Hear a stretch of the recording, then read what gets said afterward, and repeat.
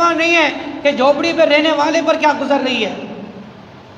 جو جھوپڑی میں رہنے والا ہے اس کو اس بات کی پرواہ نہیں ہے جو فٹ پاتھ پہ سو رہا ہے اس پر کیا گزر رہی ہے. اور ان لینڈ لارڈ بلڈنگوں والوں کو تو مت پوچھو، یہ تو اپنی دولت کے نشے میں اتنے بدمست ہیں، انہیں کسی کی پرواہ نہیں. تو ہر ایک کو اپنا کردار ادا کرنا پڑے گا. کوئی قابل ہو تو ہم شان کہیں دیتے ہیں، ڈھونڈنے والوں کو دنیا بھی نہیں دیتے ہیں. ہو تو صحیح.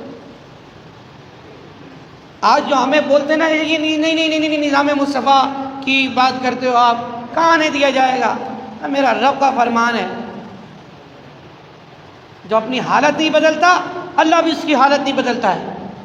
اور جب ہم اپنی حالت بدلنے کے لیے نکلے ہمیں یقین ہے کہ انشاءاللہ نظام مصطفیٰ آئے گا.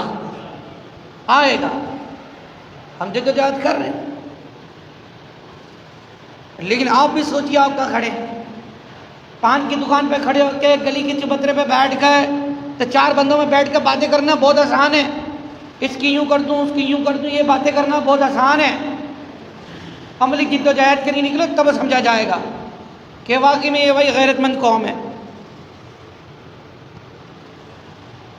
آج یہ جو ڈھٹائی کے ساتھ ظلم و جبر کا بازار گرم ہے، سیلاب سے قوم مر رہی ہے، یہاں کے وزیر مشیر کینیڈا جا کے عیاشیاں کر رہے ہیں، اربوں روپے خرچے ہو رہے ہیں، کروڑوں روپے خرچے ہو رہے ہیں. آپ تماشا یہ دیکھیں 14 اگست آزادی کا دن اس قوم کو پر مسلط جو حکمران ہیں وہ کمینے اربوں روپے کے مجرے کر رہے ہیں. وہاں سیلاب سے قوم مر رہی ہے، پانی میں بچے بہہ رہے ہیں، لوگوں کے گھروں کی چھتیں اجڑ گئیں، لیکن یہ ظالم بے غیرت حکمران یہ اربوں روپے صرف مجرت دیکھنے میں لگا رہے ہیں. وہ بھی کب؟ 14 اگست والے دن، یوم آزادی والے دن، جن کو آزادی کا مطلب ہی نہیں پتا. میں نے بانیان پاکستان سے پوچھا پاکستان کیوں بنایا تھا بھائی؟ اسی لیے کہ 14 اگست میں آزادی آئے اور ایک دم مسلط حکمران مجرے کریں. انہوں نے کہا نہ 13 جنوری 1948 کو اسلامیہ کالج پشاور میں پاکستان کے حصول کا مقصد بیان کرتے ہوئے قائد اعظم محمد علی جناح جنہیں آپ بانی پاکستان کہتے ہیں، تو بانی پاکستان نے کہا کہ ہم نے پاکستان کا مطالبہ ایک زمین کا ٹکڑا حاصل کرنے کے لیے نہیں کیا تھا، بلکہ ہم نے ایسی تجربہ گاہ حاصل کرنا تھی جہاں اسلامی اصولوں کو آزادی سے ان پر عمل کرا سکے. وہی ہمارا مقصد ہے. یہ پاکستان اس لیے حاصل کیا گیا تھا کہ اسلامی اصولوں پر کاربند ہوا جا سکے. 6 مارچ 1946 کو قائد اعظم محمد علی جناح نے ایک تقریر میں کہا late us go back to our holy book the Quran, let us revert to the hadith and the great traditions of Islam which have everything in them for our guidance. Quaid Azam نے کہا کہ ہمیں اپنی پاکیزہ کتاب قرآن کریم کی طرف واپس پلٹنا ہوگا. یہ محمد علی جناح بانی پاکستان کی بات بتا رہا ہوں میں آپ کو، جو بانی پاکستان ہے. انہوں نے کہا ہمیں اپنی پاکیزہ کتاب قرآن کریم کی طرف واپس پلٹنا ہوگا، ہمیں حدیث شریف اور اسلام کی تعلیمات کی طرف دوبارہ رخ کرنا ہوگا کہ ان میں ہماری رہنمائی کے لیے سب کچھ موجود ہے. ایک لندن سے پڑھ کر آیا ہوا شخص وہ یہ بات جانتا ہے کہ ہماری رہنمائی ساری کی ساری قرآن و حدیث میں، اس لیے اللہ نے اس سے اتنا بڑا کام کیا. لیکن یہاں جو ہجرت کر کر جنہوں نے اپنی قربانیاں دی تھیں، جنہوں نے یہاں کے رہنے والوں نے جو جدوجہد کر کر قربانیاں دی تھیں، ان کی اولادیں کیا کر رہی ہیں؟ ساری جو بھی مصیبتوں کا سلسلہ ہے نا، وہ کسی نے کہا ہے دیکھے ہیں یہ دن اپنی ہی غفلت کی بدولت، شکوہ ہے زمانے سے نہ قسمت سے گلا. 75 سال ہوئے. مجموعی طور پر دیکھا جائے ہم پاکستان کے مقاصد کو پورا نہیں کر پائے. ہم یورپ کو دیکھتے ہیں، ہم امریکہ کو دیکھتے ہیں، لیکن صرف اور صرف ان کی فحاشی اور عیاشی کی طرف ہماری توجہ مبذول ہے. اور جو قرآن نے اپنی زندگی کو جو ترقی در گامزن کیا ہے، وہ اصول انہوں نے سارے مسلمانوں سے لیے. ان روشن اصولوں پر ہم کاربند نہیں ہیں. انہوں نے اپنا سارا گند گویا کہ ہمیں دے دیا اور ہماری ساری اچھائیاں خود لے گئے. یقین کریں دل جلتا ہے، دل کہ یہ ہو کیا رہا ہے اس ملک کے اندر. ڈاکٹر اقبال نے کہا تھا ہاں تجھ کو بتاتا ہوں تاریخ امم کیا ہے، شمشیر و سنان اول، طاؤس و رباب آخر. شمشیر، سنان، تلوار اور نیزے، طاؤس اور رباب یعنی ناچ گانا، یہ ہمارا یہ مقصد نہیں تھا، یہ نہیں تھا، یہ نہیں تھا. شمشیر، تلوار یہ تھے ہمارے کھیل. شمشیر تھی جو ہمارے دشمنوں پر روٹ ڈالا کرتی تھی. آج ہر ایک ناچ رنگ میں مبتلا ہے. موبائل ہو تو گانے، گاڑی میں بیٹھیں تو گانے، رکشے میں سفر کرنا دشوار ہے. کوئی مطلب دیندار آدمی آج آپ کی مطلب جو ہے جو پرائیویٹ گاڑیاں چلتی ہیں آپ ان میں بیٹھ نہیں سکتے، اتنی بلند بلند آواز سے گانے چلاتے ہیں. اللہ مسلمانوں کو عقل سلیم عطا فرمائے اور یہ اپنی جو ہے نا پھر پلٹائیں.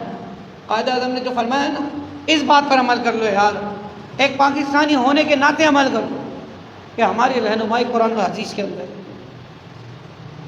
ہم اگر اب بچنا چاہتے ہیں اور چاہتے ہیں کہ ہم پر اور اللہ سبحانہ و تعالی کی طرف سے کوئی عذاب نہ مسلط کیا جائے، لوٹ آئیں اپنے اصل کی طرف. اللہ ارشاد فرماتا ہے وَإِذَا أَرَادَ اللَّهُ بِقَوْمٍ سُوءًا أَفَلَا مَرَدَّ لَهُ وَمَا لَهُم مِّن دُونِهِ مِنْ وَالٍ. فرمایا جب اللہ کسی قوم کے ساتھ برائی کا ارادہ فرماتا ہے تو اسے کوئی پھیرنے والا نہیں اور اس کے سوا ان کا کوئی حمایتی نہیں. اگر آپ پھرنا نہیں چاہتے نا، اگر آپ رب کی طرف لوٹنا نہیں چاہتے، اگر آپ نہیں چاہتے کہ ہم اسلام کی طرف واپس آئیں، تو یاد رکھیے کہ کوئی حمایتی بھی نہیں ہے، کوئی حمایتی بھی نہیں ہے. اور یہ سمجھ لیجیے کہ آپ کے ساتھ برائی کا ارادہ ہو گیا ہے.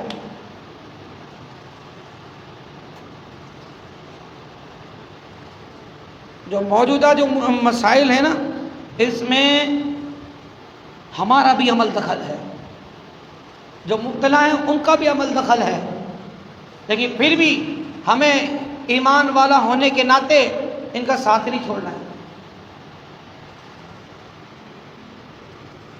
تو اللہ تعالیٰ ہمیں محبوب کے صدقے سے انہیں مسائل سے نکال دے، مشکلات سے نکال دے. ہمارے ملک کے اندر جو یہ مصیبتیں آئی ہوئی ہیں اللہ اس سے نجات عطا فرما دے.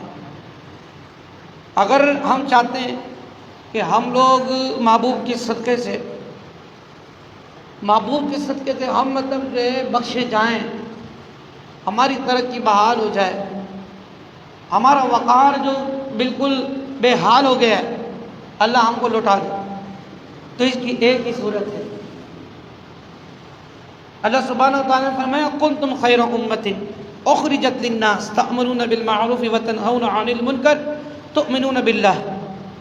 فرمایا کہ تم بہتر ہو ان سب امتوں میں جو لوگوں میں ظاہر ہوئی، وہ اس لیے کہ تم لوگ بھلائی کا حکم دیتے ہو اور برائی سے منع کرتے ہو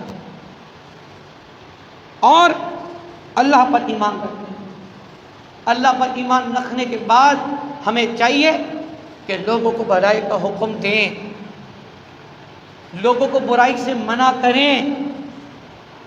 اس کے لیے پہلے اپنے آپ کو پابند کریں کہ میں برائیوں سے بچوں، میں نمازیں چھوڑنے سے بچوں، میں جھوٹ بولنے سے بچوں، میں تکبر کرنے سے بچوں، میں لوگوں کو ستانے سے بچوں. میں دین کو نقصان پہنچانے سے بچوں، میں ان ظالموں سے بچوں جنہوں نے ملک و قوم کا بیڑا غرق کر دیا ہے۔ اور اللہ توفیق دے ان کے بھی ہدایت کا کوئی سامان ہو، ان کی لیے دعا بھی کریں، ان میں کوشش بھی کریں۔ انسان فی نفسہ ہی برا نہیں ہوتا، کیونکہ اللہ تبارک و تعالیٰ نے ہر انسان کو فطرت اسلام پر ہی پیدا کیا ہے۔ ماحول، معاشرہ، تربیت، صحبت ان کو برا بنا دیتی ہے، لیکن اس کا مطلب یہ نہیں ہے کہ جو برا ہو گیا تو وہ برا ہی رہے گا۔ تو اس کو چاہیے کہ اپنی برائی سے توبہ کرے، آئے راہ راست پر آ جائے، راہ راست پر آ جائے۔ اگر وہ چاہتا ہے اللہ کی بارگاہ میں بخش آ جائے اور آئے راست پر آ جائے۔ پاکستانی قوم چاہتی ہے اللہ تبارک و تعالیٰ کی طرف سے جو عذاب نازل ہے ہم پر، یہ ٹل جائے، راہ راست پر آ جائے۔ جتنے بھی ظلم و جبر تم نے کیے ہیں، اگر تم اللہ سے سچی توبہ کرو گے، اللہ تعالیٰ معاف کرنے پہ قادر ہے۔ اور مظلوموں کو جن پر تم نے ظلم کیا ان سے معافی بھی مانگ لو، راہ راست پر آ جائیں۔ ورنہ تو پھر جہاں سندھ میں کچھ نہیں بچا، بلوچستان میں کچھ نہیں بچا، ایسی صورتحال یہاں بھی ہو سکتی ہے۔ کچھ عجب نہیں، میں نے آپ کو واضح طور پر قرآن مجید کا واقعہ سنایا ہے۔ جو قوم اپنی حالت نہیں بدلتی، اللہ بھی ان کی حالت کو نہیں بدلتا۔ آپ کیا سمجھتے ہیں؟ آپ کو عبادت کے لیے، نماز کے لیے اس لیے بلایا جاتا ہے کہ اللہ کا اس میں کوئی فائدہ ہے؟ آپ سے کئی گنا زیادہ مخلوق اللہ کی ایسی ہے جنہیں فرشتے کہتے ہیں، جن کو اللہ نے سجدے کا حکم دے دیا وہ سجدے میں ہی ہیں، جن کو قیام کا حکم دے دیا وہ قیام میں ہی ہیں، جن کو رکوع کا حکم دے دیا وہ رکوع میں ہی ہیں، جن کو قرآن پڑھنے کا حکم دے دیا وہ قرآن ہی پڑھ رہے ہیں۔ عبادت کرنے والوں کی کمی نہیں ہے اس مالک کے پاس، آپ سے کئی گنا زیادہ فرشتے موجود ہیں اس کے پاس۔ آپ اپنی ہی بہتری کے لیے کریں گے جو کچھ بھی کریں گے۔ نماز پڑھیں گے تو اپنے فائدے کے لیے، تلاوت کریں گے تو اپنے فائدے کے لیے، قرآن پڑھیں گے اپنے فائدے کے لیے، روزہ رکھیں گے اپنے فائدے کے لیے، صدقہ کریں گے اپنے فائدے کے لیے، سیراب زدگان کی اگر آپ مدد کریں گے اپنے فائدے کے لیے، مسجد کے اندر اخراجات میں حصہ لیں گے اپنے فائدے کے لیے، غریب مسکین پڑوسی ہے اس کی مدد کریں گے یہ اپنے فائدے کے لیے، آپ کسی پر احسان نہیں کریں گے۔ تو اس لیے میرا مشورہ یہ ہے آج کہ اس خطبہ جمعہ کے پیغام کو سمجھیں، جو سورہ رعد کی میں نے آیت نمبر 11 بیان کی ہے نا، جس میں اللہ تعالیٰ نے فرمایا اللہ تعالیٰ نعمتیں نہیں روکتا جب تک قومیں اپنی حالت خود نہ بدلیں۔ جب یہ اپنی حالت بدلتی ہے نعمتوں کے روکنے کا سبب یہ خود بنتی ہے، اور اپنی حالت بدلنا چاہتے ہیں جو ہمارے پر ذلت و خواری ہے۔